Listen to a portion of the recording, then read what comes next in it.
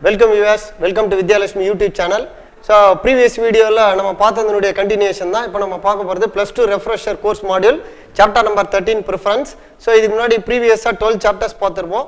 அதனுடைய continuation 13th chapter. இந்த chapter ஓட name preference. So preference உடைய learning outcome என்னன்னா to find out the motive of liquidity preference, அதாவது regarding money. Okay, to find out the motives of liquidity preference. Liquidity market பொறுத்த வரைக்கும் money is the main motive. அதுதான் நம்ம இங்க பார்க்க போறோம், liquidity based. Next, knowing equilibrium னா சமநிலை between the demand for money and supply. நம்ம முன்னாடியே சொன்னோம் இல்லையா, demand for market னா it is based on the money, the liquidity is based on the money. So the demand for money and the supply, அதான் இந்த ரெண்டு learning outcome. மெயினா ரெண்டு கான்செப்ட் தெரிஞ்சுக்க போறோம். So Keynes liquidity, Keynes he is a person, J.M. Keynes, John Maynard Keynes, he was a Nobel laureate. இவர் எதுக்கு வந்து Nobel laureate னா, he was because of his book. இவருடைய book name வந்து General Theory of Employment, Interest and Money. General Theory of Employment, Interest and Money, published in the year 1936.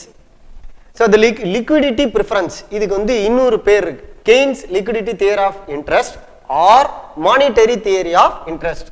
So Keynes நாவே இந்த monetary என்ற word வந்து உங்களுக்கு இமிடியேட்டா நம்ம catch பண்ணோம். So we should remember monetary theory of interest, the liquidity preference theory of interest in his famous book called the General Theory of Employment, Interest and Income, published in the year 1936.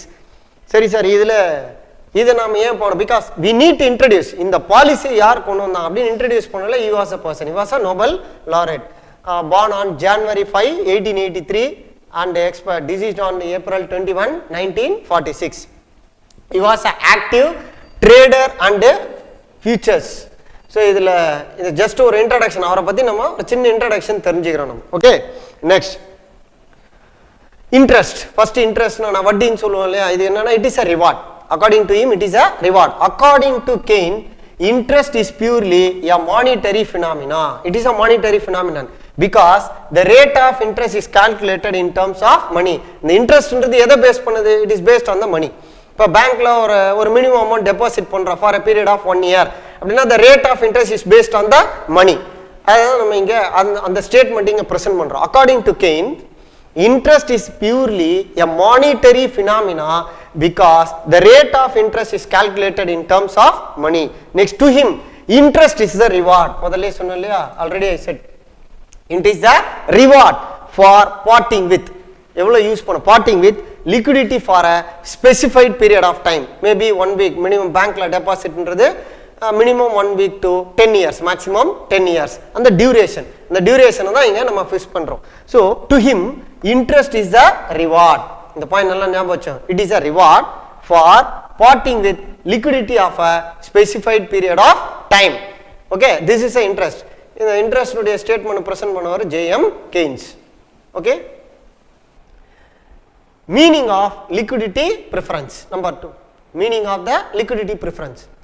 It means the preference of the people to hold wealth, preference to hold wealth in the form of liquid cash, in the form of liquid cash rather than in other non-liquid assets.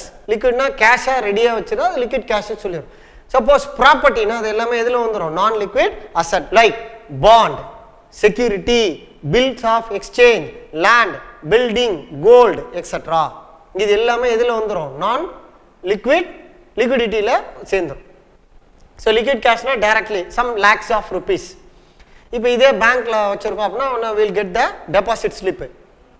அதனால என்ன பண்றோம், non liquid assets சொல்றோம் like bond, security, bills of exchange, land, building, gold, etc. next இங்க ஒரு அண்டர்ஸ்டாண்டிங்காக ஒரு picture insert பண்ணிருப்போம். இது வந்து ஒரு flow chart, motives. there are 3 type of motives. இது வந்து ஒரு 2 mark question. what are the motive liquidity types of motives அப்படினு போகும்போது transaction, precautionary and speculation. transaction, precautionary and speculative. இப்போ one by one அதை பார்க்கலாம். motives for liquidity preference. அதுல number 1 transaction motive, அதாவது பரிவர்த்தனை, relates to the desire of the people, relate to the desire of the people hold cash for the current transaction. இதுக்கு ஒரு formula இருக்கு. MT equal to F of Y.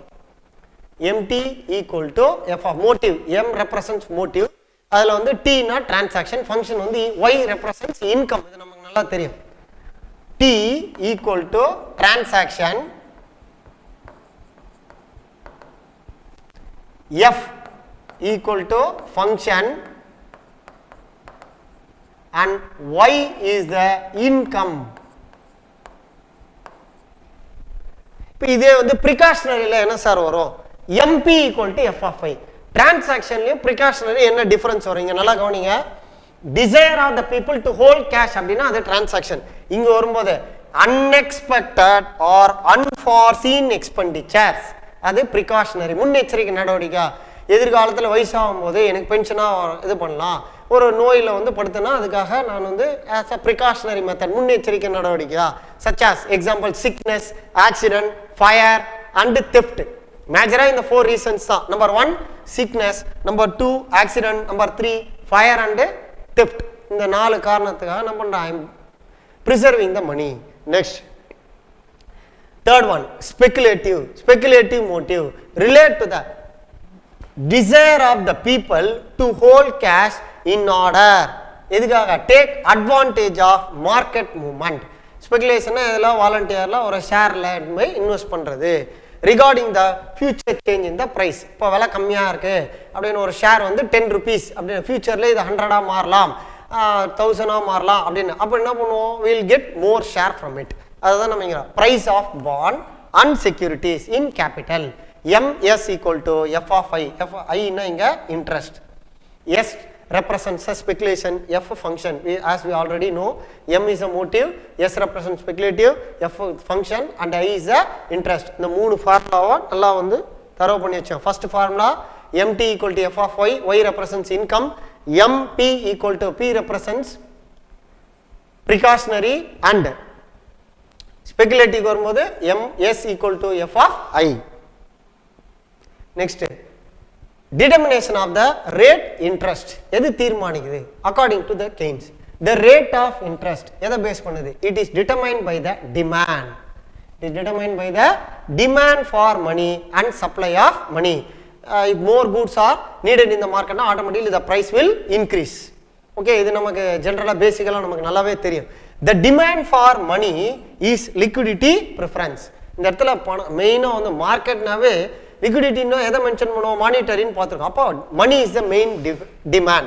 In fact, liquidity preference for speculative motive determine the rate of interest. Share மார்க்கெட்லயும் value என்ன பண்றோம்? Rate of interest. ஸ்பெகுலேட்டிவ்லயும் அதுதான். In fact, liquidity preference for speculative motive determines the rate of interest. அதனால தான் shares வந்து ups and downs. இங்கே வந்து demand equal to supply அந்த பிக்சர் நம்ம இங்கே ஈக்விலிபிரியமாக ப்ரெசென்ட் பண்ணியிருப்போம். Quantity of low level funds 8%, rate of interest 8%. இங்கே வந்து ஒய் ஆக்சிஸ் இன்ட்ரெஸ்ட் கொடுத்துருக்கோம், எக்ஸ் ஆக்சிஸில் குவான்டிட்டியை ப்ரெசென்ட் பண்ணுறோம். Then equilibrium between demand and supply of money according to the liquidity ratio la present pannom.